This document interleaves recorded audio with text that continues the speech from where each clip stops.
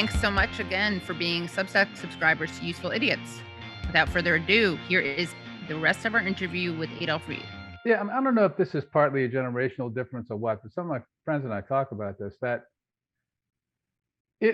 so, all right, so off at one extreme, right? I sometimes you recall Ernest Everett Just, the Black biologist, I think I got his first two names right, who was a pioneer cell biologist in like the years between World War I and World War II. Taught at Howard rather. He was a graduate student at the University of Chicago around World War I in biology and chemistry. And I sometimes think about this when I hear the sort of complaints about how painful and hurtful it is to be like the only tenured Black full professor at Columbia, whatever. That, can you imagine what it must have been like for this guy, like every day? And that's not saying that should be, the standard. Sure. But even fast forwarding through my parents' generation and mine, frankly, there's just shit you put up with, right? There's shit you understand is part of the cost of life. And if you want to think about what, racism or racial insensitivity are, that's at the quotidian level. That's what that kind of stuff is. And if you spend all day as on a front-seeking missile, then you'll drive yourself crazy. You'll drive everybody else around you crazy. And it's like, I used to think it was a kind of, so like in the 80s when I was teaching at Yale and there were, POC kids who would, who were undergraduates who would get all kind of worked up about, somebody passing them and not speaking to them on the sidewalk or whatever, and wondering whether the professor didn't call on them because of their race, whatever. I sometimes just felt like, putting my arm around them and saying, well, like when my son actually got swooped up by a cop, he and his friend on the way home from school, walking past the Peabody Museum of Natural History. The cop, by the way, for what it's worth, was a Black cop with a jerry curl. And the police major whom they sent out, to do the cool out the community thing was also a Black dude named Major Blackman. You couldn't get any better than that. But when he got home and I found out what had happened, because he and his friend had been swept up as supposed suspects who had tried to rob the food shop right next to the apartment that we lived in. And the proprietors saw the kids and they berated the cops. The first thing I said to him after blowing up for about a minute was, well, okay, so you've had your Black bar mitzvah, right? Because you just got swept up by the cops, right? So this was going to happen at some point. It happened, so it's over. But it's not like, I had to take him to therapy like Charles Blow did when his kid got stopped by a Yale cop, because but anyway, that was then. Now it feels to me a lot more like the reaction is connected to commoditizing the status of being a victim of a racial affront. And that, I know that to some people that's going to make me sound like Glenn Lowry and John McWhorter, and we're together for about the first 10 feet of a marathon, and then we part company, and the gap gets wider and wider as we go along. But I just want to make that clear. But I may as well say this now because I was thinking about saying it anyway, and I mentioned my son already, and this is pertinent to the DiAngelo stuff. He reminded me, I'd completely forgotten about this, that when he was in either the 4th or 5th grade, he came home with the wisdom that a teacher had given them that day, that racism equals power plus prejudice. And he said he brought that home and laid it out for me proudly to show what he had learned today. And he said, my instant reaction was, oh, well, that's stupid. And of course, we had a conversation about it later, but that's just to underscore how long this stuff has been around. So I guess by that reckoning, Hitler didn't really become a racist until he was named chancellor. Right. Anyway, that's interesting.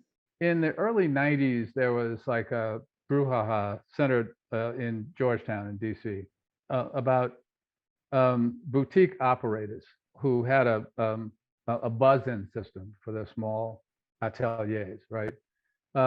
Who wouldn't buzz in black men because statistically speaking, young black men were more likely to commit crimes than other people. And the thing was outrageous, of course. The argument was outrageous. But I participated in a faculty seminar with a bunch of kind of mooseheads, some on the law school faculty at Yale, who and it was a seminar about race that was connected to mainstreaming courses on race and gender into a major. And a line that came from several of my colleagues was that, well, like he's kind of got a point there. And I said, no, like the only person who's violating any law here is the shop owners who are violating the 1964 civil rights law. So unless you want to argue that anti-discrimination law is less real than real law, right? Then there's a problem. But people could feel comfortable making that argument, right? Because partly because of the extent to which something called racism is like disconnected from the substance of actual practices, right?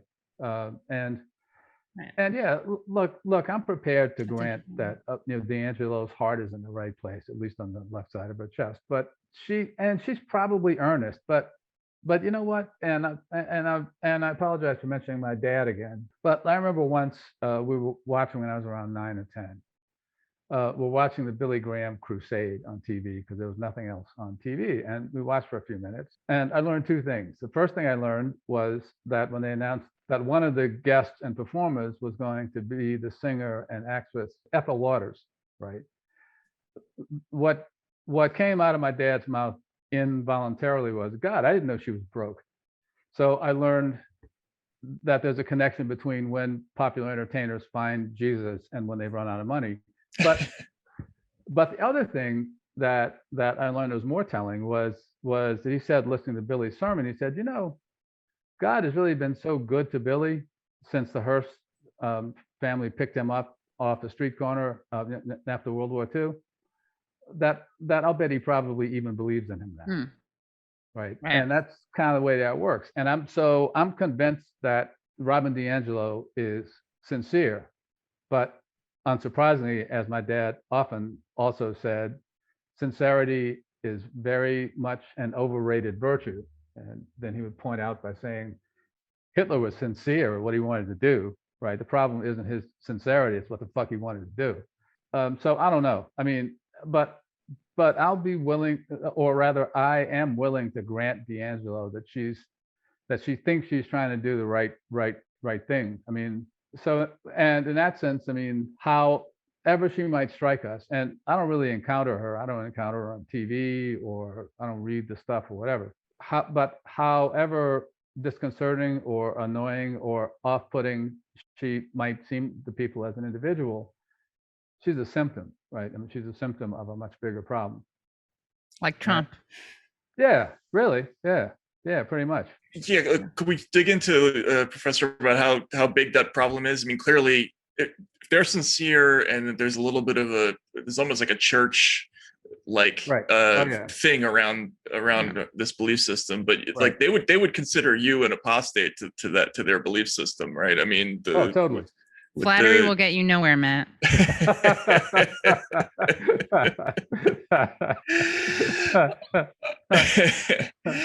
But I mean, how do you see this whole thing as a fad that's sort of gripping kind of the educated classes right now, or is it something that's more worrisome? Like, for me personally, when I read the book, I kind of laughed through a lot of it, and then there are parts where she talks about how it's necessary to eliminate universalism and individualism, and that it's get back in touch with our collective white identity and things like that. Wow. And I thought, wow, this stuff is kind of dangerous, isn't it? Right. Like, or do I have that wrong? For one side, she says explicitly, I think, citing Kendi, right? She actually says, like, whites should be viewed, we should generalize about white people, but we should view BIPOC people as individuals because they've been so pathologized and denied of agency. It's this weird, like, moral reparations thing. I'll find the actual quote, but Yeah. I was kind of She has a stunned whole by that. Yeah. section about how stereotyping is okay. There's Right. a whole chapter that's named Right, but in that. one direction only. Okay, It's wow. totally infantilizing. Wow. And Yeah. Well, no. dehumanizing, honestly. Yeah. But Yeah. Totally. And that's interesting. But I want to say, Matt, first, I mean, you deserve a Purple Heart, or at least a really nice dinner for having read that book. Well, no, that's interesting. I didn't realize that. I mean, I know that in principle, that's the logic of her position. And I will say this, it's not exactly a digression, but it's a kind of a response to the apostate thing. One thing I have found over the last decade or so, and I think this is partly because of the emergence of the sort of DSA Jean Phil race first crowd, that my tank is just about full of white familiars, as I call them because of my affinity for the Blade movies. Those are excellent movies. Yeah, totally. But yeah, well, but my favorite scene that comes to mind at least once a week was where in one of them, I forget which one, Blade asked the police chief, who is a familiar, just before he kills him, do you really think those bloodsuckers are going to let you live after they win? Which is what I feel like asking all kinds of white race first, I mean, leftists that I know. But so my tank is basically full now from white people in particular telling me that I don't understand the depth and intensity of racism and its effects and this, that, and the other. Not because they're violating a normative or an epistemic principle of mine, right? But theirs, right? By the shit that they argue, they technically don't have the right to say shit to me. So so why is it that I'm the POC that you can tell that he's got it wrong, right? That's interesting. Yeah. And I've taken to calling that out, right? I mean, lately, and the best way to call it out is just a simple, hearty "go fuck yourself," right? And I just might get a stamp. I haven't just said that on it. I mean, it's a really interesting question. I mean, and I think it's really important to try to sort of sort through how all this has come to happen, right? And because we're facing such a perilous moment in the society now. And there's one way you can look at this, right? Progression. Okay. 2016. So, all right, the Democrats haven't done shit for working people since before Jimmy Carter. And I sometimes raise eyebrows when I point out that working people as workers, without regard to race, gender, whatever, actually got more from Richard Nixon than from any of the 4 Democratic presidencies that followed him, right? I mean, not counting, what's his name, Biden yet. So after decades of not doing anything for working people of whatever color, and saying instead, sneering in effect, don't worry, like we'll come back for you, but we got to take care of Wall Street first, right? People react, and they react against it, right? And Obama, so like the Democratic establishment, the liberals, all told us that Obama told us this, right? That because of his race, right? And he didn't put it that way personally, but what he did do was say that I embody the progressive vision. Well, what the hell does that mean, right? I mean, how does he embody it more than Kucinich, especially if you think hobbits carry the progressive vision? And I would vote for Kucinich tomorrow, so don't get me wrong about that. I like him a lot. They just had him on, yeah. We love him. Yeah, great. So I don't know, we should start a club and like send him some money for the mayoral race. But which would be fitting, actually, because that's how he got fucked in the first place, right? He was mayor of Cleveland. So that didn't work, right? And that's when people who were told that trust this guy, right? Like he's going to be better than Clinton. He's not going to fuck you over the way Clinton did because, he's black. Well, that didn't happen. And then Trump comes along and my God, you got Hillary Clinton and look, like I'll admit to anybody that a lot of the antipathy, the sort of pornographic and antipathy to Hillary Clinton was sexist and misogynist. And it sometimes made me think of how people talked about, or a certain kind of person talked about Jane Fonda half a century ago. She was also the consummate neoliberal operative who couldn't communicate empathy to anybody, right? And didn't So- want to. It didn't seem No, like it. right. She couldn't right. sell it like her husband. No, totally not. No. So you got Bernie challenging this. And then all of a sudden, Bernie Sanders is like a racist white man because because black people don't give a shit about healthcare and education and jobs and wages. Right, all they care about is police brutality and the reparations. All right, so that works. It gets people on MSNBC, right, and so forth and so on. Also does kind of significant work for the corporate wing of the Democratic Party. And then Bernie comes back in 2020, and though I'd hoped that what would have happened after 2016, it didn't quite, for reasons that also are understandable after the fact, at least. But Bernie's 2020 campaign actually leaves residue on the ground in a lot of places around the country for actual movement building and organizing around Medicare for all, right? I mean, we did it in South Carolina, for instance. And then almost on cue, when Bernie drops out of the race, you would go into COVID lockdown. And I'm not claiming any connection. I mean, don't get me wrong, but I don't have a line of pillows to sell. But I think the difference is that, as somebody once said, a part of the problem is that our side plays checkers, the other side plays chess, and they are prepared, and they have the apparatus to. It's not that they're smarter than we are, but I mean they're better situated to take care of opportunities that present themselves and to turn small opportunities into big opportunities. George Floyd's murder, and I'm not trying to diminish that like in any way whatsoever, right? But George Floyd's murder helped them and the POC activists who are oriented against the left, basically, right? Left punching. The real POC left, activists. Right. Yeah. So I mean, here we are, and I mean, it's not just as crude as you do that and the $2 billion in pledged corporate money comes in. But I do recall, though, I mean, going back to the beginnings of #BLM, I saw a panel with Garza, Tometi, and Colors, and was genuinely taken aback at how Garza seemed, and I remember her because she did most of the talking when I was watching, seemed literally incapable of considering even to reject that there could be a distinction, that I mean, there could be like a millimeter of daylight between activity that advances a broader movement and activity that advances the position of the brand holders, right? The 3 of them, right? And they're the same to her. And I think that's kind of what this movement is now, right? And it makes sense. It makes sense because of how, the social insurgencies of the 60s have been reduced or characterized, right? As like, I mean, for a time it was like, I remember saying that like, you go to any middle school or grade school or high school in the country on the 15th of January and ask people what they know about Martin Luther King, and they'd say some version of a long time ago, people didn't have any freedom, and then Martin Luther King came and they were free, right?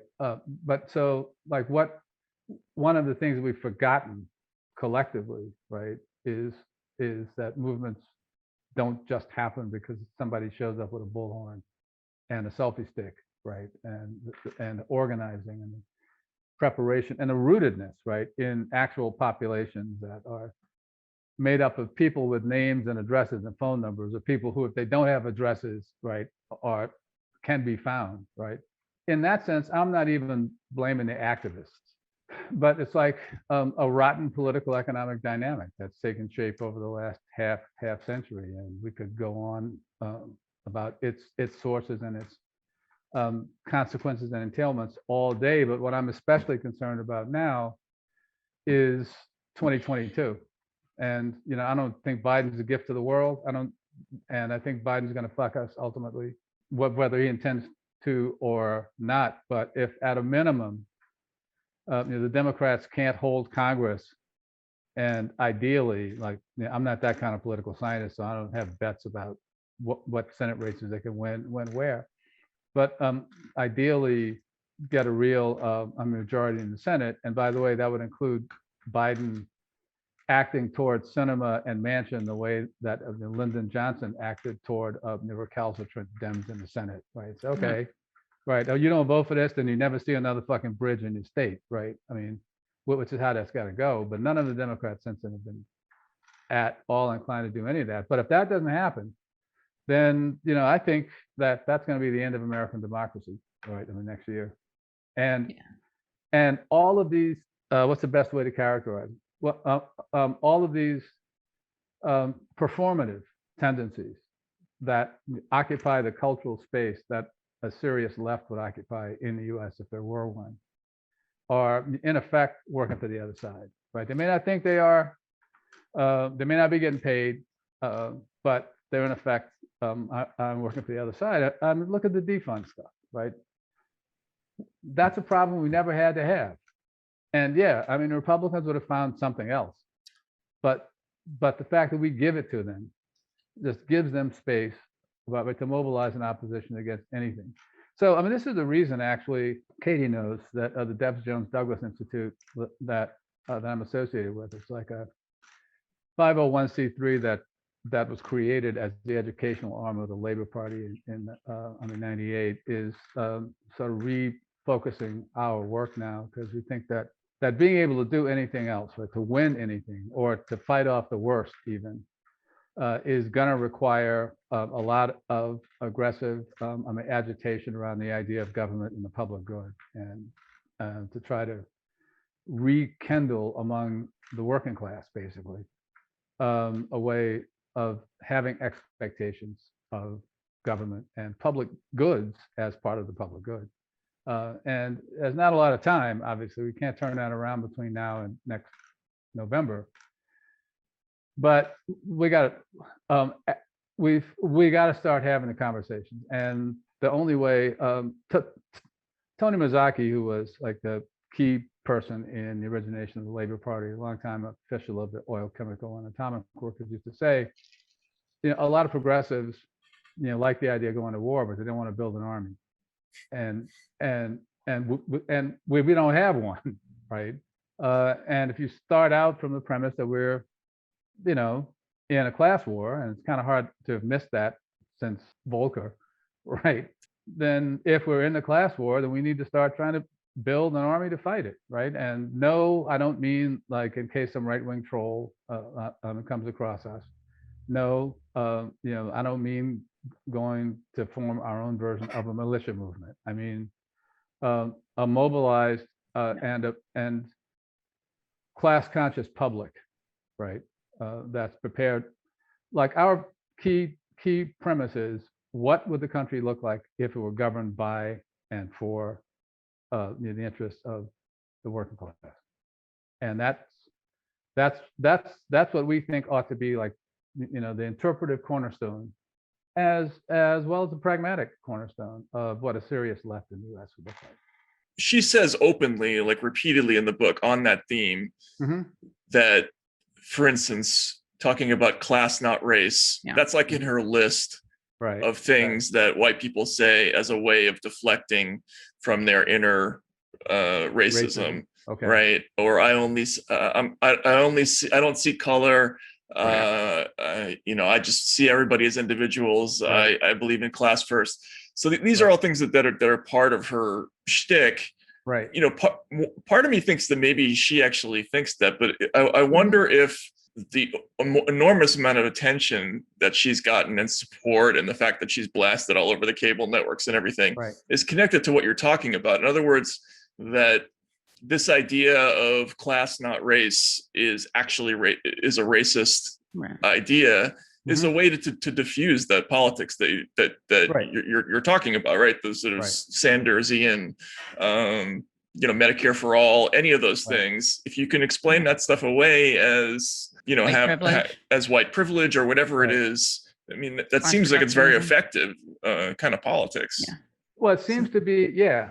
And I think it is because of the level at which politics or political discourse is acted out or plays out in the US, right? It's like MSNBC and crying ass Don Lemon on CNN.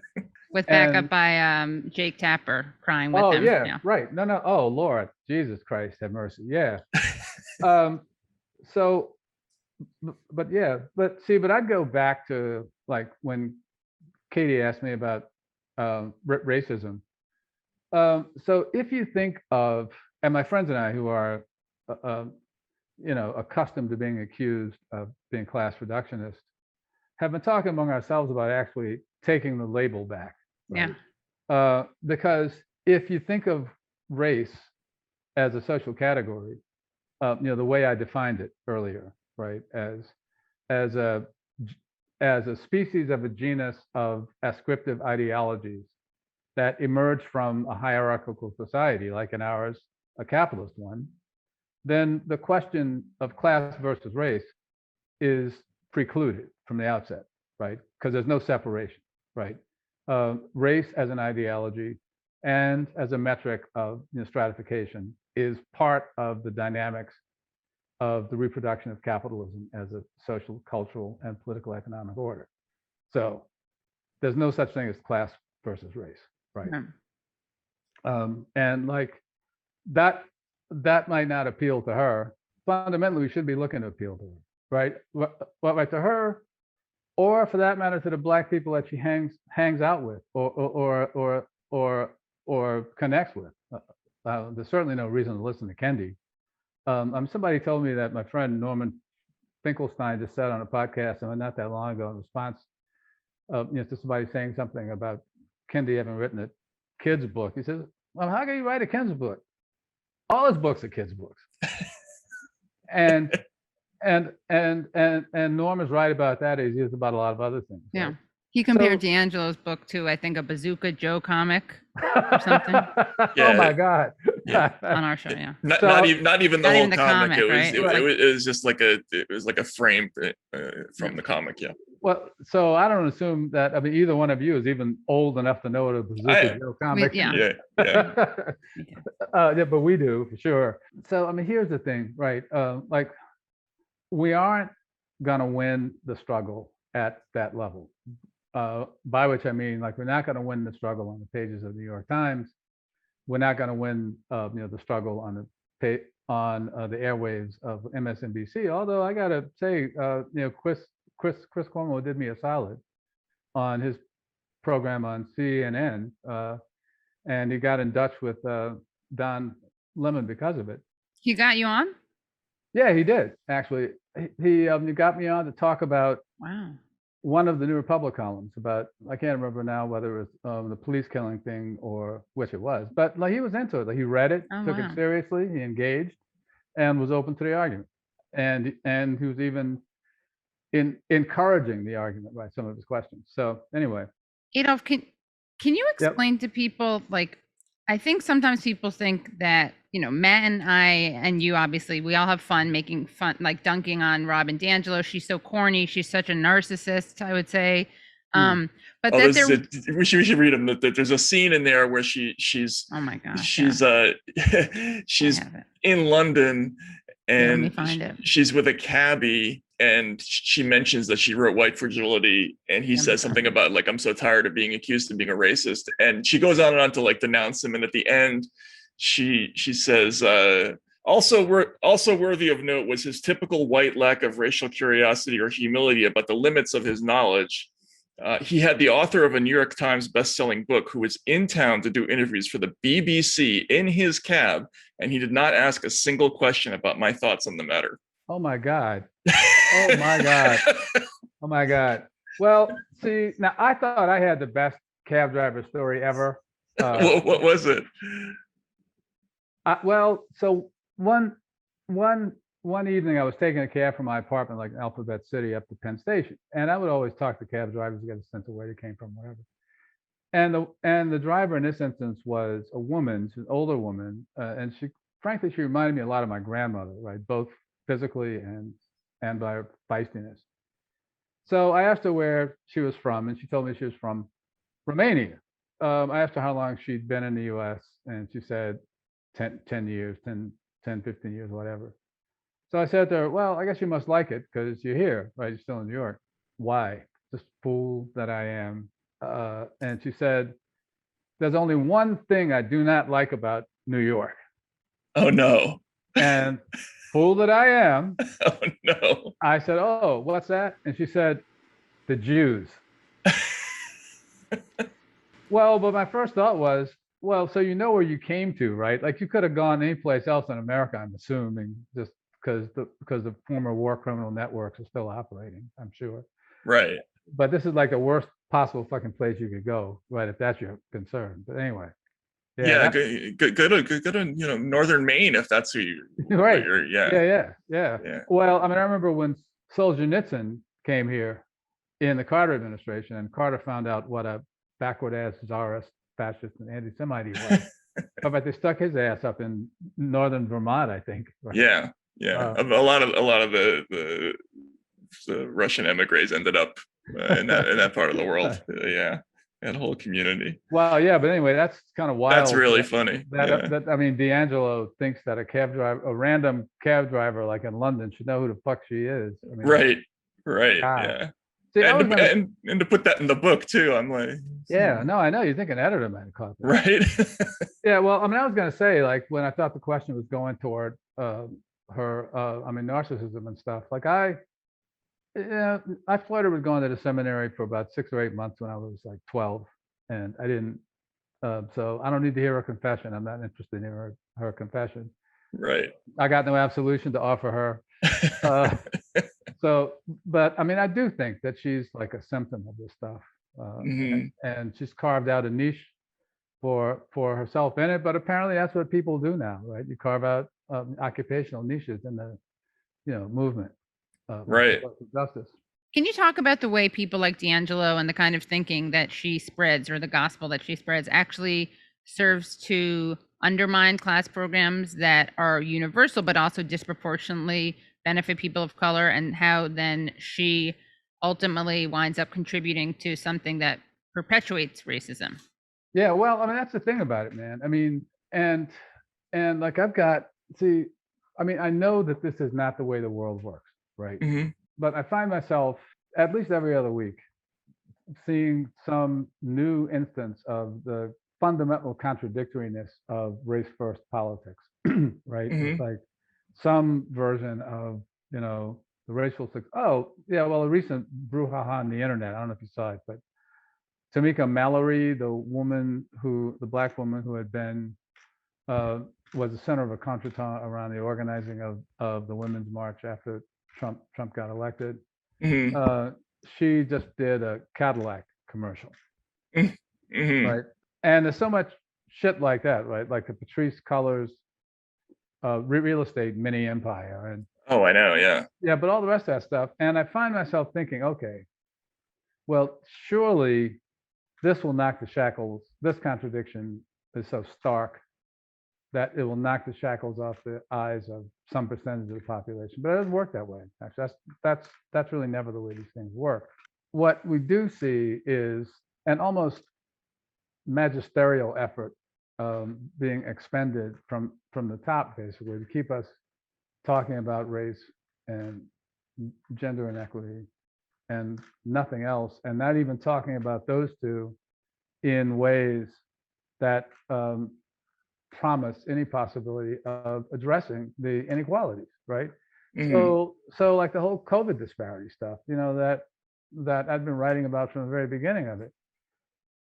If you start out demanding that we all understand that there's some special disposition that people of color have to getting sick and then dying that has to do with their being people of color, then that distracts you away from what eventually came out, that, well, it turns out that the racial disparity breaks down to what kind of jobs you work, what the conditions are you work under, what kind of conditions you live in, how dependent you are on public transportation, and so forth and so on. So it's back to political economy.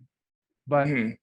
but the totality of post-World War II racial liberalism has been articulated toward, if not when not openly directed toward, separating race as a discourse of injustice, basically, or of inequality, not just from something called class, but from political economy, and shifting it to psychology. Ultimately, is what it comes down to, or worse, like what the Afro-pessimists have done now, is they've taken 19th century race theory and Madison Grant and like repackage that as progressive Black ideology. It's like crazy. I mean, they're in bed with the worst of 19th century racists.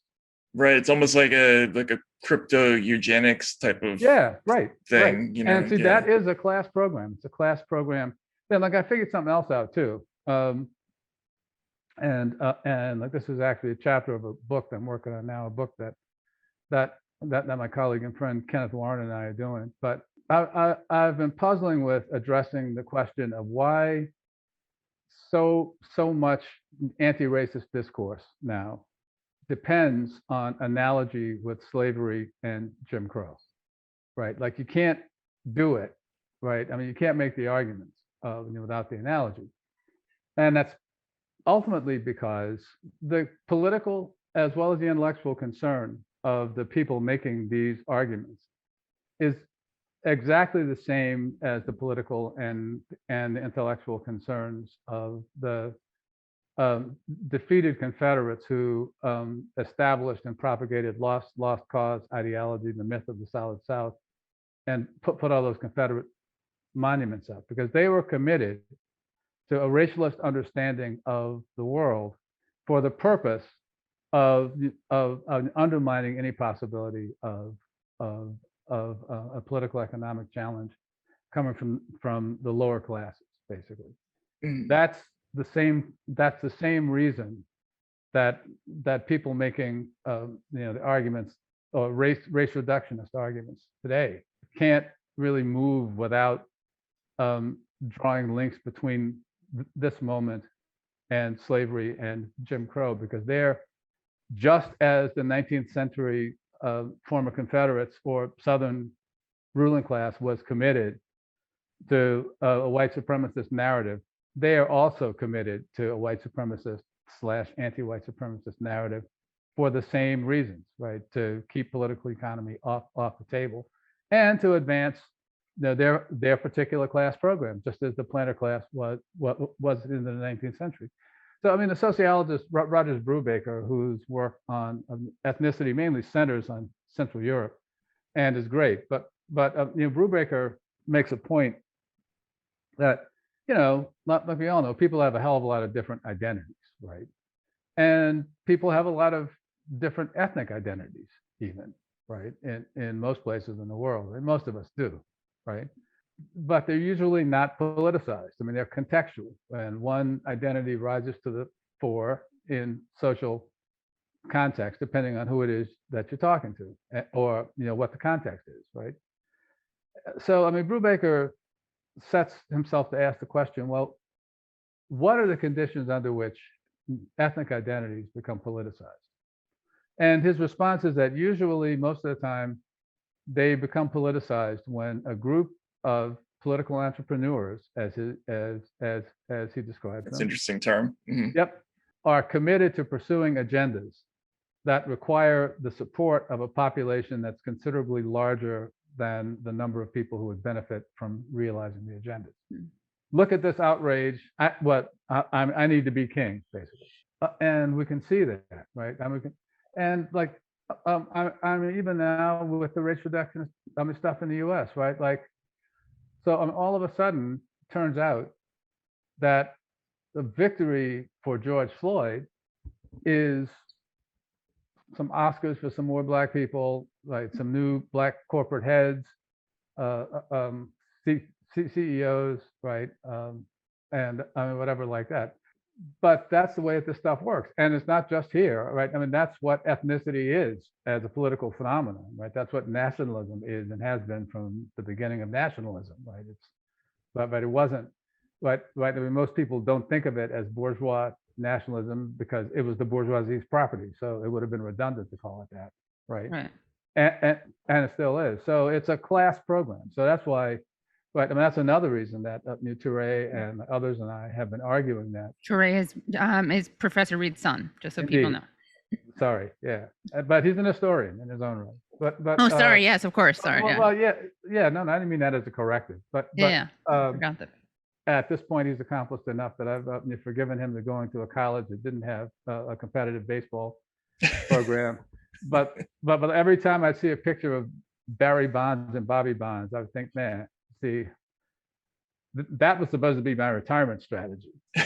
No, he's a fucking historian. But anyway, but it made the argument, and he probably most forcefully that the problem isn't class reductionism, the problem is race reductionism, and that's what the point of race reductionism is to make class dynamics not only like in the broader American society and political economy, but among Black people, right? I mean, disappear, right? I mean, so this is anecdotal, I know, but I really don't believe that I'm falsifying memory here. But I worked in the Sanders campaign both times, and more in 2016 than in 2020. I would have these interactions with smaller or larger groups of Black people in which somebody would ask why Bernie's not doing anything to appeal to Black people. And my response was invariant. I would just go down the platform item by item, read it and say, okay, or recite it and say, so isn't this something that Blacks and Latinos would disproportionately benefit from? And people would agree.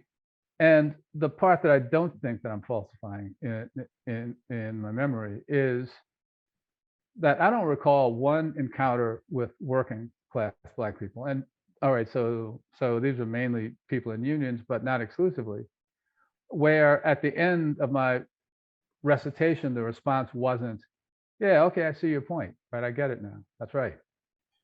I can barely recall a single interaction with Black people from our class, right, that produced the same or provoked the same kind of response.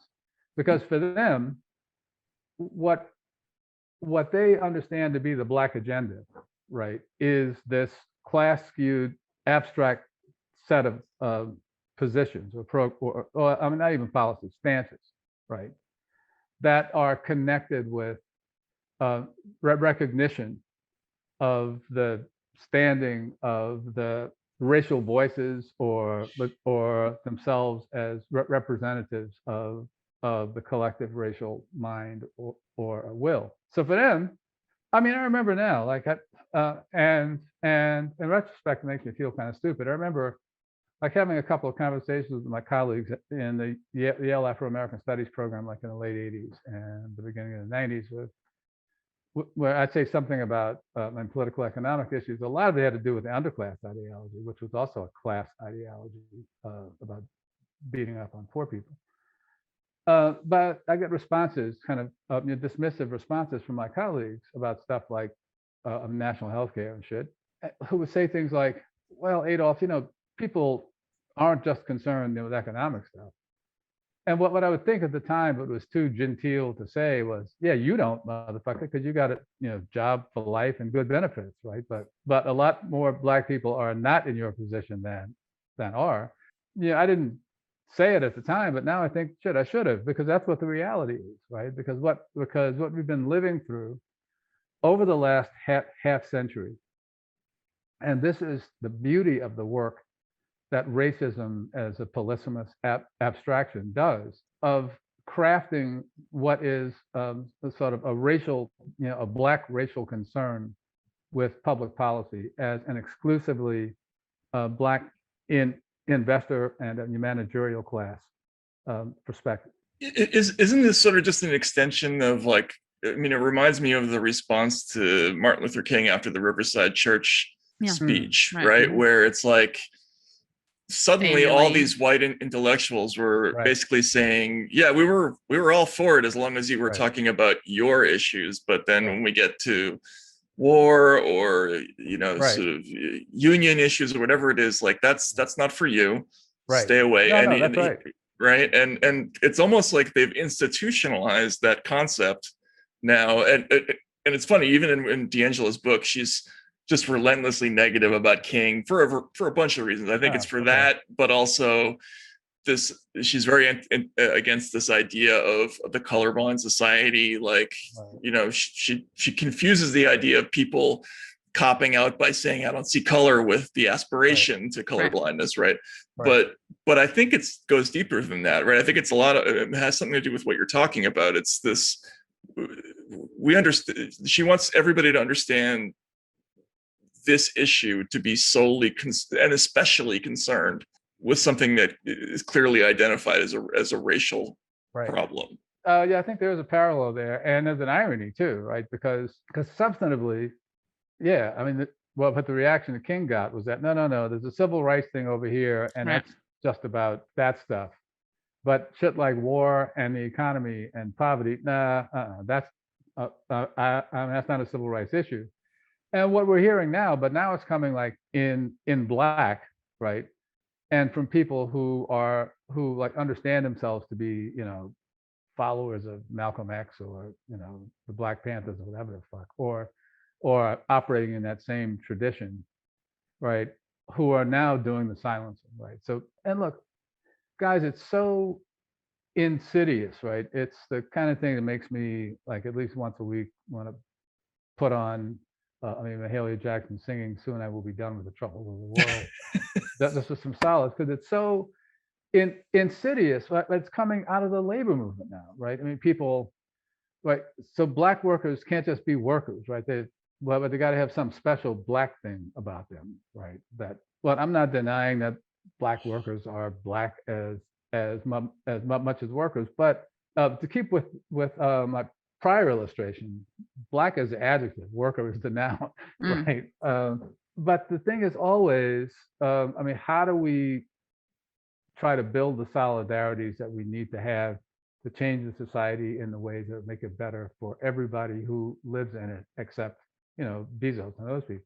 But the practice, right, of this performative race-first politics is completely disconnected from any sort of pragmatic question like that. And it's not only disconnected from such questions, it tends to be so essentially antagonistic to pursuit of such questions. Like, it makes me want, look, I mean, I remember COINTELPRO, right? I was like a victim of it myself far enough ago in the past.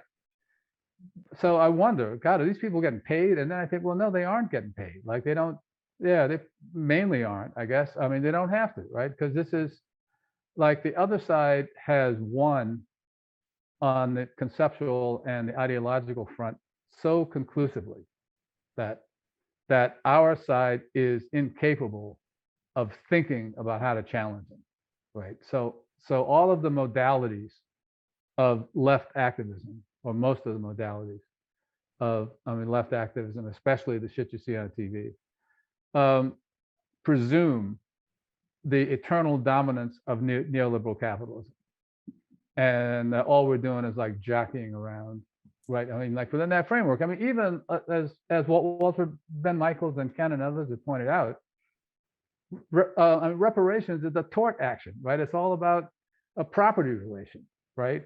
Well, but the idea of restoring Black people to what they might have had if some racist act or practice hadn't intervened, right? I mean, that's a class politics, right? But I mean, despite the fact that there are a lot of people going around making a living now claiming that nobody knew about the Tulsa massacre or about Juneteenth. I found out about Juneteenth at some point in the 70s. It seemed kind of silly to me, and I didn't understand why. I can see why it's a holiday in Galveston. I don't see why anybody else should give a shit about them in Juneteenth. But that's neither here nor there, right? And there are cookout opportunities, and so you can never have enough of those. So. No.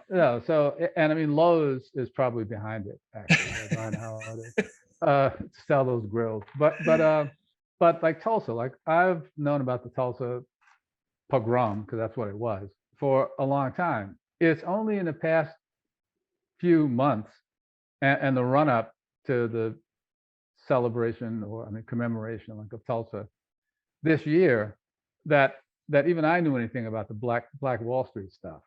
So then all of a sudden, like, the horror of the pogrom isn't the pogrom. It's that this Black business class got destroyed, right? Well, who gives a fuck about the Black business class except the Black business class, right? And I mean, that's not even to get to stuff like this was 1921. 1929 was only eight years later, so some shit was likely to happen then anyway. But you know, but that's kind of where we are.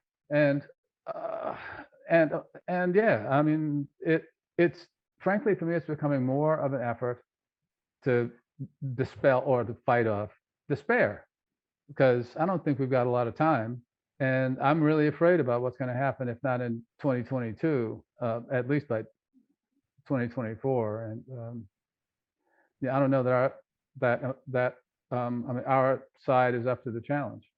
We didn't even get into how these anti-racist trainings don't actually work. They don't reduce bias. Right. There's really, you know, they Right. may actually make these things worse. Yeah. Well, it seems to me they would. I mean, like I saw a couple of reports to that effect, and I didn't think there was anything at all surprising about that, right? That because any process that begins from establishing how we differ instead of finding points of commonality is going to wind up like that. It just feels to me like one of those moments where you really don't need a weatherman to know which way the wind's blowing, right? But if you start out going in that direction, guess what? You're going to wind up in that direction. Right.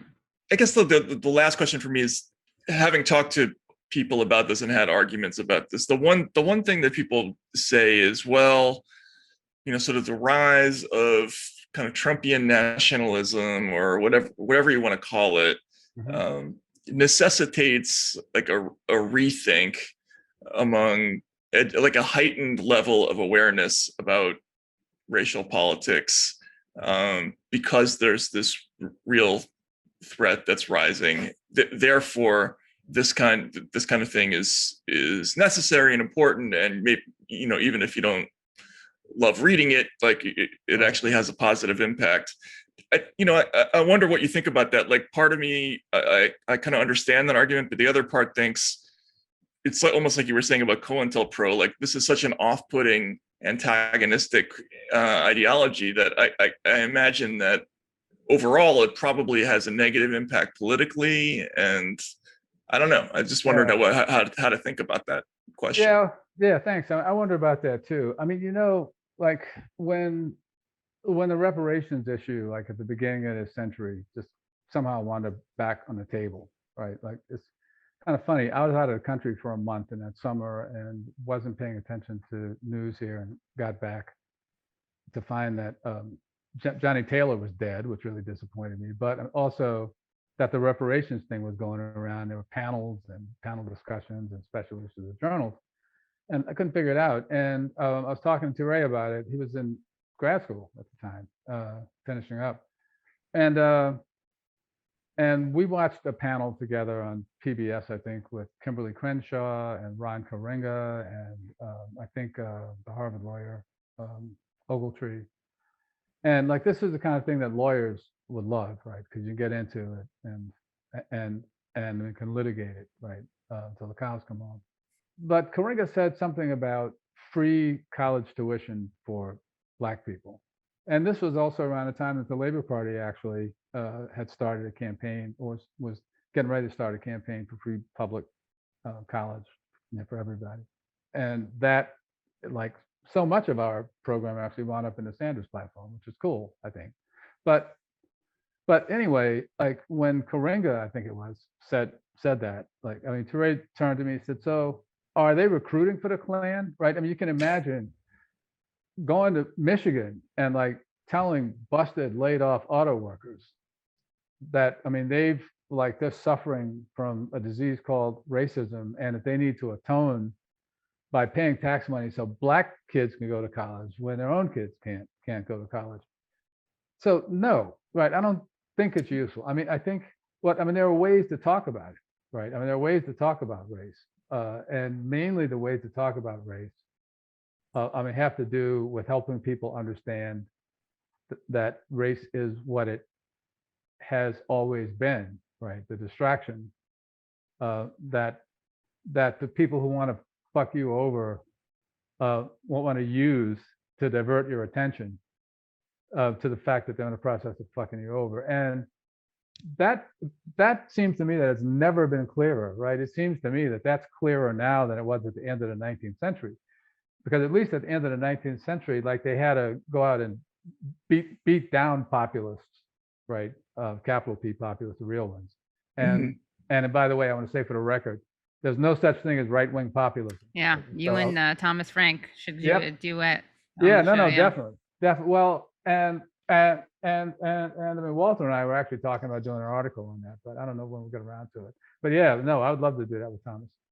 But yeah, like at least then it took, force and violence. Now it's like open and every day, like the My Pillow guy, for God's sake, right? This former dope fiend and convicted felon is getting up on this stuff and it's hustling people on it. And that just says to me more and more, what we need is having frank conversations with actual people in the society, not mediated through mass media, but about what the problems are in their lives. They're anxious about what policy responses would confront them, who's not offering what, and then encouraging that discussion about, for people actually to start thinking about what the society would look like if it were governed by and for the concerns of the working class. And that's got nothing at all to do with Robin DiAngelo. I mean, people like to read stuff like that. I don't know. I mean, I'll be honest about this too. I mean, to me, there's something that's like, and I don't think that she is, but there's something that's kind of distastefully Protestant about this to me. It's like atoning in public, marinating oneself in one's own guilt as public performance, and it's just tawdry. Worth it financially, though. I mean, oh yeah, well, it works out. Yeah, it works out. Yeah. I mean, she also has worked for the she's trained the Department of Homeland Security and Department of Defense. Oh my God, has she really? Yeah. Oh yeah, she makes like $6,000 an hour doing these trainings. It's amazing. And why do I think that she doesn't talk about imperialism when she's talking to the Department of Homeland?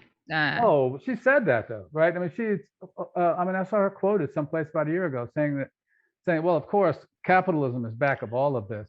Oh yeah, she does. She knows. I mean, it's become enough of the thing that she can't pretend it's not there. So she actually says, I have the quote. She goes, more and more wealth is being concentrated into fewer and fewer hands. Where do our leaders direct our attention? To the racial other. To this end, Trump's insistence on calling COVID-19 the China virus was strategic. Class warfare uses racism to divert our attention away from the top and toward the bottom. Dog whistle racism. The use of coded or suggestive language to signal a racist message while still offering plausible deniability is a tool of class warfare. But she has nothing to suggest about how we deal with this at all. Yeah, no, it sounds like it's new that she added it because I saw like a year or two ago, she said, well, capitalism back of it, but I can't talk about that because I wouldn't get invited. Right. I mean, how long is this book, Matt? How many pages is Nice Racism? It's 224. So it's a short book. Yeah. So that's the only time I think that to be fair, it's a short book because it's just it's like a condensed version of her new. I mean, it's the same book, but maybe Matt, like you just get a deli meal for that one because it's I read the fucking bell curve. Yeah, you paid your dues. Yeah. But she, I mean, it is so narcissistic. And I think sometimes the left, my fellow lefties, we can over vilify libs, but she really is like, I mean, there's a part in the book where she talks about how she feels bad that she didn't interrupt when her friend was like giving a lecture and people were thanking the organization for providing them with anti-racist training. And she realized it was colonizing her friend. They were treating her like imperialist or something like that. Yeah. And she regretted not having interrupted it. I was like, what kind of person, like it's all about herself. It's all about, there's so much, all the stuff she claims to criticize, the white saviorism, like, she also seems to have made a lot of mistakes since writing White Fragility. Like, I think some of these things are in the time between then and now how do you not know how to fix this? I guess because you have to constantly be doing a refresher course with Robin DiAngelo to stop Yeah. your racism from rearing its head. Bingo. That's it. It's amazing how quickly this has become, like a dominant kind of theology, and it's been amazing to watch. But in any case, Professor, thanks so much for coming on and talking to us about thank this. you so much. And you got to come back when your book's ready to come out. We got to blow it out for you. So all right, definitely. I appreciate that. All right, thanks so much, guys. Thanks so much. All right, take care now. Bye. Take care.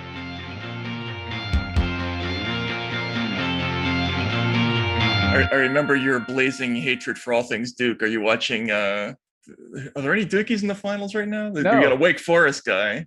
Yeah, well, right. Actually, there's a Tar Heel on each team. Oh, right, Cam Johnson and Justin Jackson, who hasn't played. Right, hasn't played. That's right. Yeah. But I do think that I understand why Roy resigned, and I think that Hubert Davis was the proper choice. Yeah, no, he was always a smart guy. And I think he's going to help with the recruiting, and he's like deeply committed to the program and to the university. So the kids who want to go to college for at least a couple of years and their families are likely to be moved by that, where the rat over there in Durham can I get all the. So this isn't a joke. You have like Duke, like for real. Yeah. You can't send it. No. In fact, I gave a talk at Carolina a number of years ago at the library, and I pointed out that one of the things I learned in Chapel Hill was the real meaning of primordial hatred. Tootsies to me, right? I mean, I can't stand that shade of blue. I can't like the lettering on the Gothic lettering turns my stomach. I mean, no, it's like total revulsion. That's really funny. Yeah. They also the kind of like Duke diaspora, the way they pal around with each other, and like after they get to the league, that's a little tough to take. I'm a Celtics fan, so I have to live with it because of Jason Tatum. But well, and look, like I mean, for a while, I mean, it looked like here the fucking Pelicans are going to do an all Duke roster, right? But yeah, Zion, who really wasn't there for long enough to count, right? But they got Redick from the Phillies or from the 76ers. Yeah, but he's gone now. Brandon Graham, or Ingram, rather. Ingram, yep, that's right. But I just looked the other way.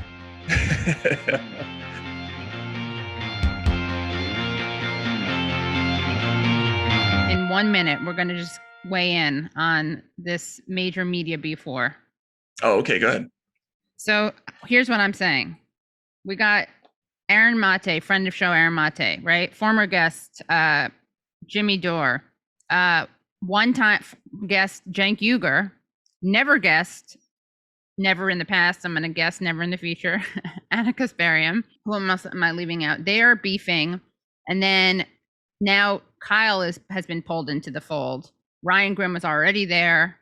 We should get him on the show. And people are demanding that people comment on this, right? So Kyle, Jimmy wanted Kyle to comment, and then Kyle commented, and now Jimmy went out, debriefed, let's say, Kyle's commentary. But I'm saying, Kyle, look, there's a whole world out there that's been silent, and your silence is complicity, okay? So Kyle Kalinske, he co-hosts a show. Who does he co-host that show with? Crystal Ball. Crystal, her silence. Your silence is deafening. Okay, Crystal Ball, you host a show with Sagar and Jetty. Sagar, what say ye? Right. What say ye? Sagar, you co-host a show. Put up or shut up. Put up or shut up. No, actually, just put up. Yes. Speak out or get out. Yeah, you host a podcast, and that podcast is co-hosted with someone else named Marshall Kosloff, and I want to know where Marshall comes down on this. Marshall, you coward. Comment, you coward. Right. All these people on the sidelines, they have no backbone. They are like, what's his name? They are like JD Vance. Just blowing in the wind. Yeah. So has Nathan Robinson weighed in on this yet? Don't know if he has. But if he hasn't, we need 26,000 words from Nathan on this. yeah, that's true. I'll be disappointed if it's anything less than 20. Let's put it that way. Marshall is at the Hudson Institute. Speaking of which, I want everyone. I want all the Hudson Institute experts. I'm talking David Asher. I'm talking both Marshalls. Marshall as in Sagar and Jetties, but also Marshall Billingsley, who's a fellow there. Did you know that they got, yeah, is that how you say it? Probably. Marshall Billingsley? Yeah, Marshall Billingsley. Casey Michelle, who hates us, who hates me. Where do you stand? How about Penny Marshall? I want Penny Marshall. Is she still alive? Well, death is not an excuse in this situation. You know what? She's dead. Yeah, she's dead. That's convenient. Yeah. That's convenient. You think that's going to stop us from asking for a comment? Right. Especially if she's not an atheist. Hiding behind the coffin, as they say. Is that a thing? No. Oh, hiding behind the old hiding behind the tombstone. Right. Tombstone face. Tombstone head. Tombstone. All right, hiding in the coffin like the mayor in Peru. Remember? Right. Yeah. Exactly. So our goal this week is to get Crystal and Sagar to weigh in. Marshall, and at least 2 Marshalls at the Hudson at least 2 of the Marshalls, and at least 20,000 Nathan Robinson words. Yeah. So that's how many? Crystal, Sagar, Marshall 1, Marshall 2, Nathan. So we're 5. We got 5 going once, going twice. We got a week to get these 5 individuals. But what if we don't get them to do it? What's that going to mean? Well, can we provoke somebody to do, like? Why don't we? Yeah. You know what we should do? We should tell one of the principals, one of the more excitable principals, that these people are talking shit about them. Right. Behind their back. Okay. Let's do it. Yeah. Let's send emails. Did you hear what Nathan said about you? We'll do a screen grab. I'll write it right now. I'll be like, exactly. Yeah.